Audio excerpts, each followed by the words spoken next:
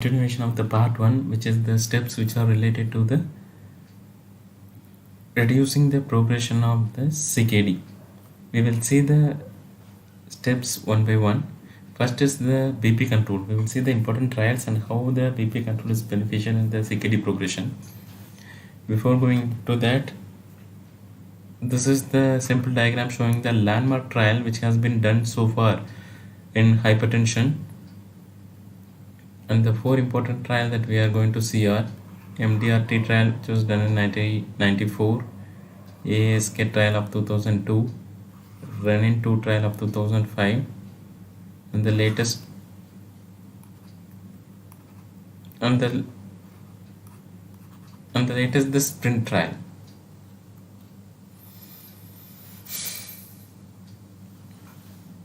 These are all the various guidelines which have been published so far, and the BP blood pressure target which are related to that.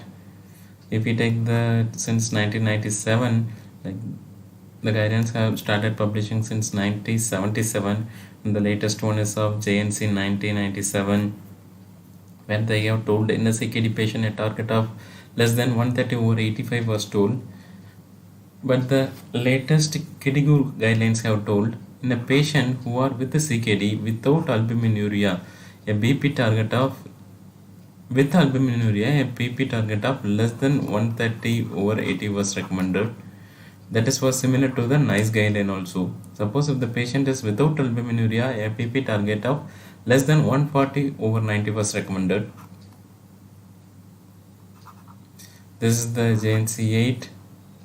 Here they have mentioned about blood pressure target of 140/90, and ACC guidelines have told the target of less than 130/80. So the four trials which are related to the CKD progression, which is of clinical importance, are MDRD, ASK trial, and the Renin trial. And the other important trials are ACCORD trial, SPRINT trial, SPS3, and SHEP trial. The major difference between these two trials are these three trials have exclusively enrolled CKD patients. They have used kidney events as the primary outcome and had relatively few non-kidney events. The larger trials, including the SPRINT trial, which was done in 2015, this larger trial did not exclusively enroll CKD patients. They used cardiovascular events as the primary outcome and had relatively few kidney events. So this is the summary of the trial, major clinical trial on Invency versus standard BP control on the kidney function decline. This is the African American study of kidney disease, modification of diet and renal disease, Renin-2 trial, and the SPRINT trial, systolic hypertension trial, intensive and standard blood group trial. If we see, none of these four trials have included diabetes patients. And from this trial, you can see the subgroup also. They have divided based on the proteinuria. They have divided here based on eGFR. In this study also based on proteinuria. Here also based on GFR. Where they have shown that the summary of all these trials is, in the intensive blood pressure control group, there is a reduction in the overall mortality and the cardiovascular benefit. It is based on the SPRINT trial. And suppose if the patient is having a proteinuria, their CKD progression is little bit delayed compared to the group where intensive blood pressure was not monitored. So based on these trials only, the initial guidelines that I have discussed have been based on. Like, so a BP target in a CKD patient less than 130/80 is a reasonable BP target. And the SPRINT trial has shown that there is a reduction in the cardiovascular and the overall mortality in the intensive blood pressure control group, and it has no effect on preventing the CKD progression. This is about the trials about reducing the CKD progression based on blood pressure control. So a BP target of 130/80 is recommended. Regarding the next parts that I have shown in the part 1, glycemic control and the RAS inhibitor, it itself is a separate topic. that will be discussed separately. Coming to the next important step of metabolic correction, which is helpful in the CKD progression. What are the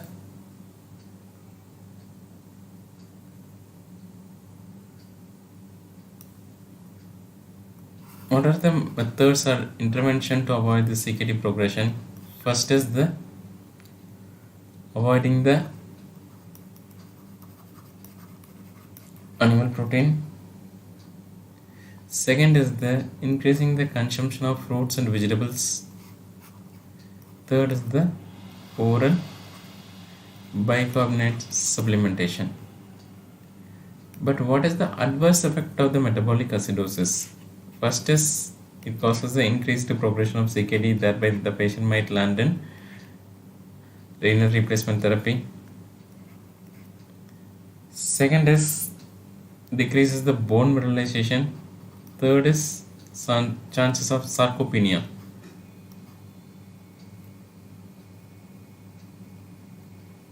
So CKD progression, mineralization of bone is reduced, and third it causes sarcopenia. And trials which are related to it and the results, there are 13 studies which has been meta-analyzed, and they have shown that there is a EGFR reduction in progression of less than 3 ml per minute per year by both either dietary intervention or oral supplementation. Oral bicarbonate supplementation is recommended whenever the serum bicarbonate is less than 22. And regarding the dietary intervention,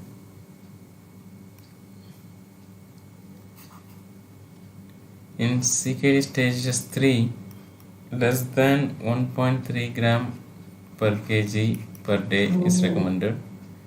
In the terminal stages, less than 0.8 gram per kg per day. So important point to note here is 3 interventions, major 3 impact,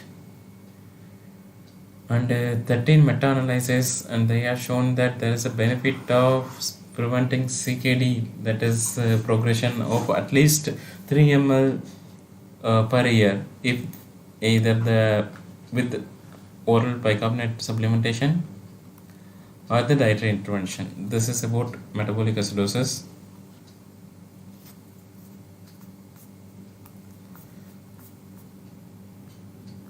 And coming to the next step regarding avoiding the nephrotoxin drugs.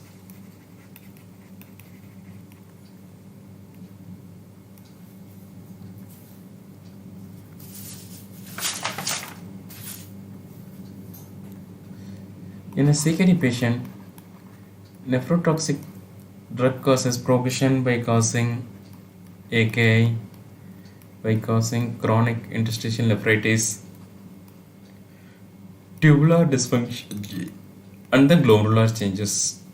By this mechanism, this nephrotoxin might causes CKD progression. The important drugs are chemotherapeutic agent, majority of the chemotherapeutic agents. Next, as we all know, NSAID,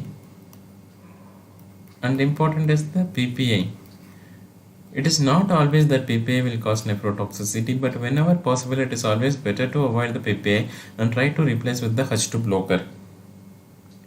And other things are herbal medications. Sometimes these are tubular and the glomerular toxic. And contrast-induced nephropathy, especially if the EGFR is less than 30. The mechanism by which it causes the nephrotoxicity are by causing vasoconstriction, oxidative damage, direct tubular damage,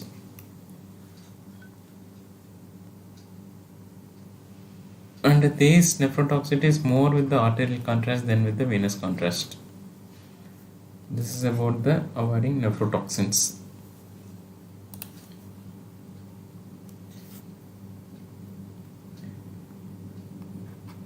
Coming to the next step regarding the maintaining a ideal body weight.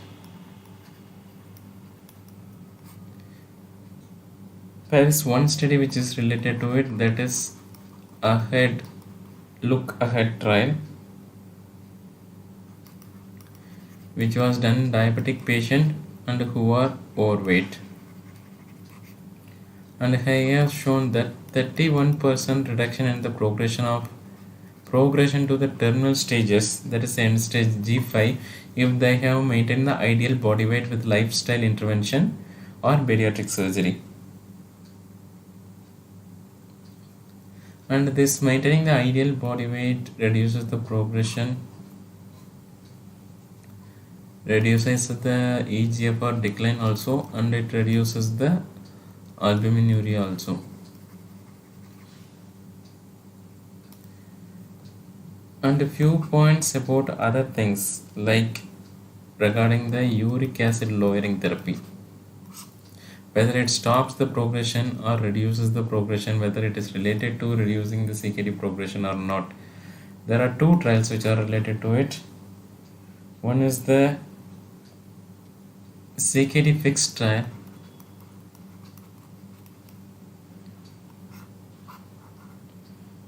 another one is the PERL study. One point to notice, both are done in CKD population, and they have assessed allopurinol versus placebo. The summary is they have shown that there is no effect of uric acid lowering therapy in CKD progression, so it doesn't have any role in reducing the progression of the CKD.